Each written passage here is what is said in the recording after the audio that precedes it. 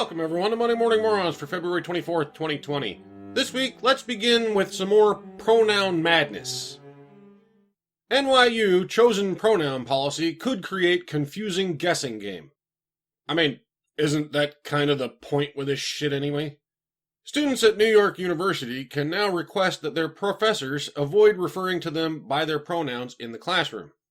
Request it? Shit. If I were a professor these days, you wouldn't have to request it. I would call everyone by their name only.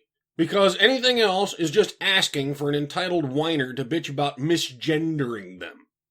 Albert, the portal for NYU members, is now equipped with a tool that allows students to list their desired pronouns, name pronunciations, or choose to not list them at all. The NYU website for pronouns and name pronunciation offers tutorials and videos for how to complete filling in the pronoun information. Well, hey, at least there's one good thing in there. Pronunciations. That is helpful.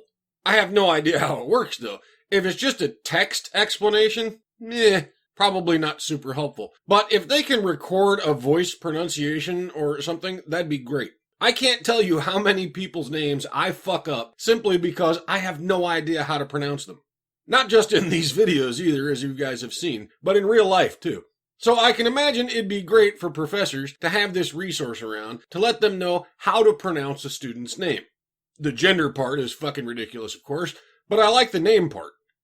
Class rosters will be updated every night so that professors never pronounce a student's name incorrectly or call them by the wrong pronoun. Or, if a student prefers, they can request that their professor never use pronouns when referring to them in class.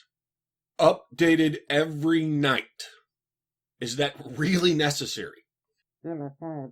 Oh, right. Gender fluid. Attention whores who change their pronouns like they change their socks. Select your pronouns and decide whether or not you want them used in the classroom, the website announcing the new feature states. Because students no longer only use his and her pronouns, according to their biological sex, the new policy could complicate classroom discussions unless professors use the student's given name each and every time they refer to a particular student. Ding, ding, ding! We have a winner! Names only, fuck all your pronoun shit. Misgendering is incorrectly referring to a person's gender by assuming their gender identity, the website states. Often this is done by using the wrong pronouns for a person. Misgendering someone can be done intentionally or unintentionally, and it can have long-lasting harmful impact. Long-lasting harmful impact, my ass. It's every bit as harmful as when someone constantly mispronounces my name. Which is to say, not at all. Honestly, after a while, you don't even bother to correct them anymore because it happens so often. I just smile to myself and go on with my day. But then, I'm not an attention whore with a fragile ego either. Maybe that's why I don't give a shit. A university-wide email statement obtained by Campus Reform informs students of their newfound pronoun option. The email explained to students they also have the option to have their pronouns only viewed by administrators and advisors if they are uncomfortable with their professors knowing their preferred option. The school declined to comment when asked what professors are to do in the event a student chooses to opt out of having their pronouns listed publicly.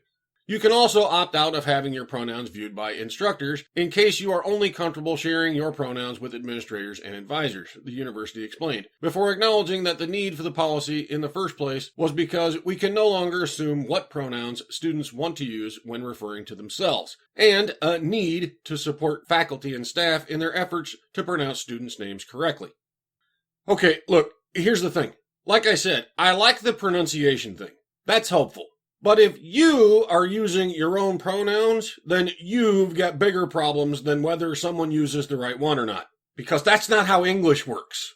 Unless you spend your time referring to yourself in the third person. And if you do, well, you're a fruitcake who needs a psychiatrist, not a professor pandering to your delicate fifis. The email finished by saying, there is still much work to improve the university. We as a community have much more work to do in a number of areas, and this is one action toward creating an even more inclusive NYU.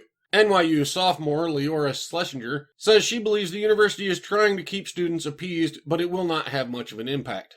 I personally think it's more of a token gesture. I'm not sure if it actually changed anything, Schlesinger told Campus Reform. Schlesinger said she believes the new option for students is a precautionary measure. It allows the school to give itself a pat on the back and cover its back in case anything happens, Schlesinger said. See, they bitch and whine and throw temper tantrums if you don't use the made-up words they want you to use. But when you give them a method by which to tell people which made-up words they want to use, they're still not fucking happy. Why? Because it's not about misgendering people at all. It's about attention. I want my special attention, damn it. You can't have people wandering around not misgendering me. How will I throw a temper tantrum and earn my victim points, you thoughtless assholes? What's next, Bob? UVA students affirm that white people should avoid coming to campus multicultural center. Huh. Okay. So this is a follow-up to a video I'm sure most of you have already seen. But in case you haven't, here's what we're talking about. Public service announcement.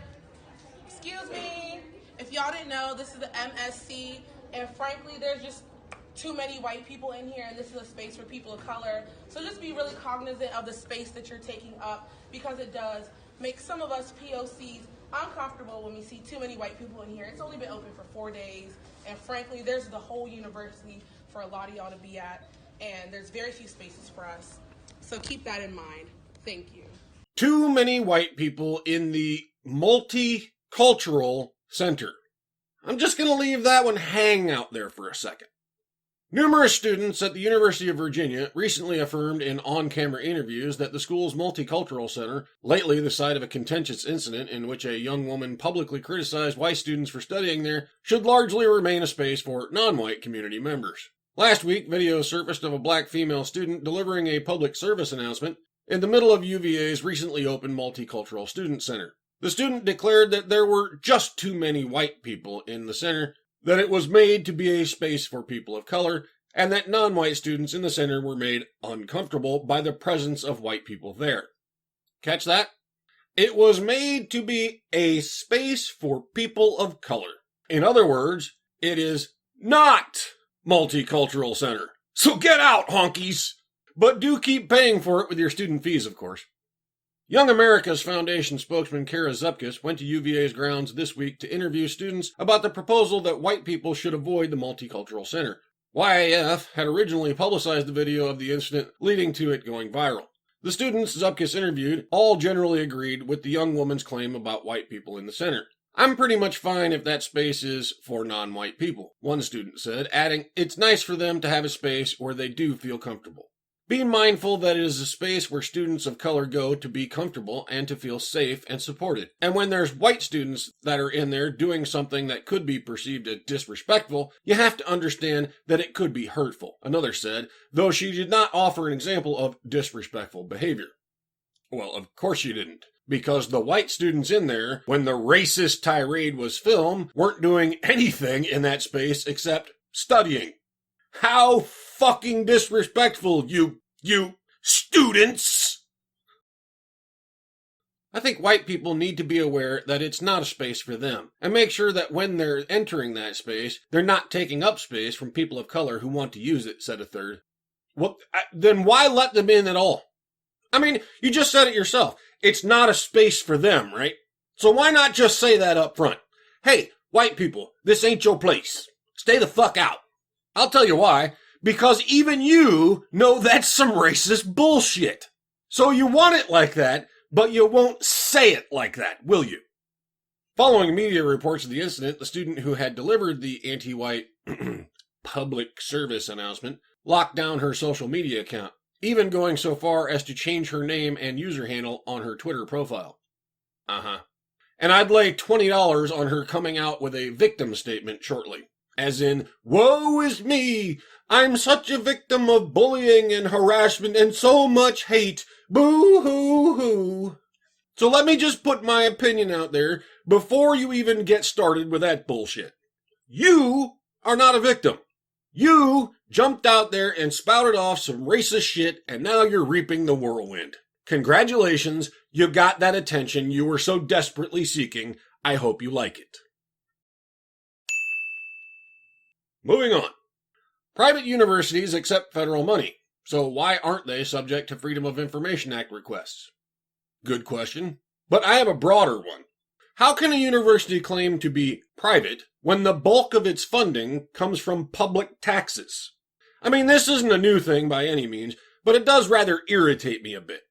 If your students are all getting federal loans, grants, or assistance with tuition, then you are getting public funding. Even though you claim you don't, you are.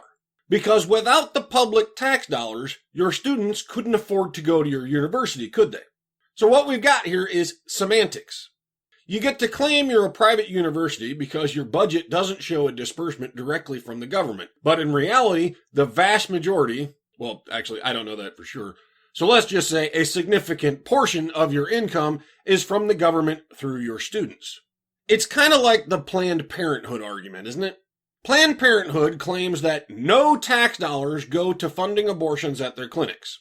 In fact, it's against the law for them to do so. At the moment, anyway. I'm sure that'll get changed the next time Democrats control both houses, but for now, it is. They cannot spend federal dollars on abortion. Now, here's the sticky point. They spend those tax dollars on the rest of their business. Mammograms, health screenings, shit like that. Or so they say, at least. I don't believe that in the slightest, but for the sake of argument, I'm just going to give you that one. You spend all the government money you get on women's health care, not abortions. Great. Here's the problem. If we were to take away the government money you're currently getting, then you would have to manage your business in a manner that allows you to pay for that stuff, which evidently you currently can't do because you need the government dollars to keep going. So while the taxpayer funds your legitimate business and keeps your doors open, you spend your money killing babies. See what I'm getting at?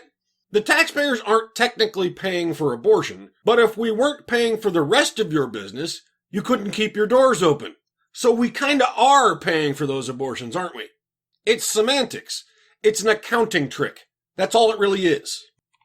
Private universities arguably get to have their cake and eat it too, when it comes to the kind of oversight to which public schools are subject. Private institutions get to avoid the inconvenience of responding to Freedom of Information requests while enjoying the benefit of government funds by way of federal loans and grants.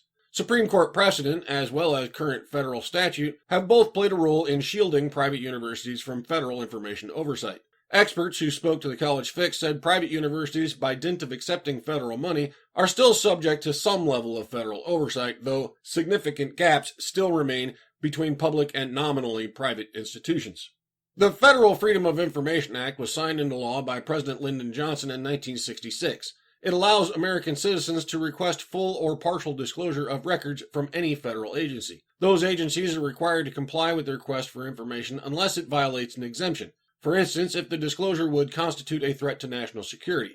The act has been amended and expanded over the years. Every state has its own version of a Freedom of Information Act. Public universities are among the state-level institutions subject to those acts. The University of Michigan's faculty handbook, for example, states that under Michigan's FOIA law, all persons except those persons incarcerated in state or local correctional facilities are entitled to full and complete information regarding the affairs of government and the official acts of those who represent them as public officials and public employees.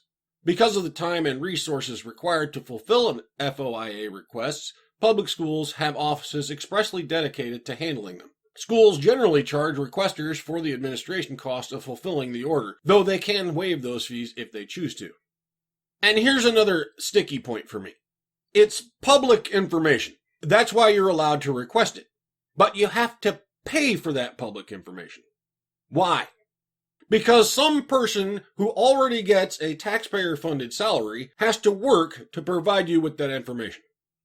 Well, pardon my silliness here, but isn't that what your salary is for? Isn't that the job we're already paying you to do?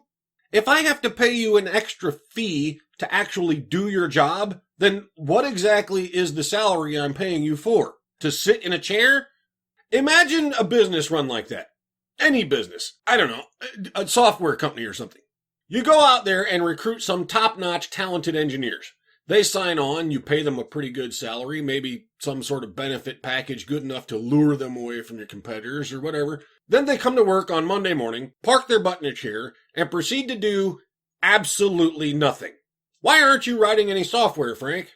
Oh, I'd be happy to. You just need to pay this administration fee first. You see my point? What the fuck sense does that make? Anyway, that's all I really wanted to say on this one. You can read the rest if you like. They do interview a couple lawyers familiar with how all this works and do lay out that there are rules and requirements even private universities must meet in order to keep getting this money, which is nice, but they do not have to meet the same standards as public university, which is ludicrously silly because the only real difference between the two is a name. My primary complaint isn't about the FOIA shit at all, really. It's the semantic accounting tricks used to avoid public oversight of public money. That's what bothers me. And we're not talking about an insignificant amount either. The watchdog group Open the Books, meanwhile, calculated that in the 6-year period 2010 to 2015, the Ivy League universities received nearly $26 billion in federal payments. That's a little over $4 billion of taxpayers' dollars every year just to the elite Ivy League private schools. Wouldn't you like to know what the fuck it is we're all paying for? I sure would, because you know all these Marxist gender theory Looney Tunes we talk about every week? Yeah, we're paying for that shit. You think these universities would be investing billions in their gender studies department if they had to spend their own money instead of yours? Bet you they wouldn't. Okay, toxic time, Bob. Virginia woman who killed West Virginia man found decapitated gets life in prison. A Virginia woman will spend the rest of her life in prison without the possibility of parole for decapitating her boyfriend in 2018, according to Monday reports. Rona Cheryl Mills, 43, of Rural Retreat, Virginia, was sentenced for her December conviction on a first-degree murder charge in the death of Bo White, 29, of Lenoir, West Virginia, news outlets reported. White's body was found at his home in April 2018, while his head was found in a nearby woods. A neighbor called police after seeing Mills covered in blood. She was wearing one glove, and a second glove matching the one she was wearing was found in the bedroom of White's home, according to a criminal complaint. The complaint said Mills gave sheriff deputy a false identity and claimed she had been thrown through a glass door but wouldn't disclose her attacker. Mills was brought in for questioning and told a deputy, "You have to take me back and let me get my heads," the complaint said. That's it? Well, this one's not very good. I mean, they don't even tell me why she cut this guy's head off. For all I know, she was being abused for several years before she finally got up the courage and strength to throw off her chains and strike back against the brutal, oppressive hand of the patriarchy. Then cut off his head, threw it into the woods, lied about being thrown through a glass window, and then asked for her head back. But other than that, she's clearly the victim here, heroically standing up to her oppressors. All right, Bob, let's wrap it up. Oh, Gopher's World sent you something different this week, huh? I seriously, I don't know why I keep you on here, Bob. I should just hire Gopher's World. Cambridge academic says human race must become extinct to save the planet. Okay, but, if we're all gone, how are we going to know if it worked?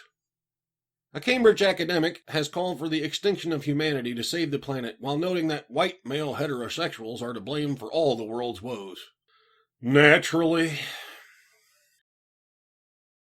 In her new book, The A Human Manifesto, Professor Patricia McCormick argues that the only way to prevent ecological disaster is to begin gradually phasing out reproduction.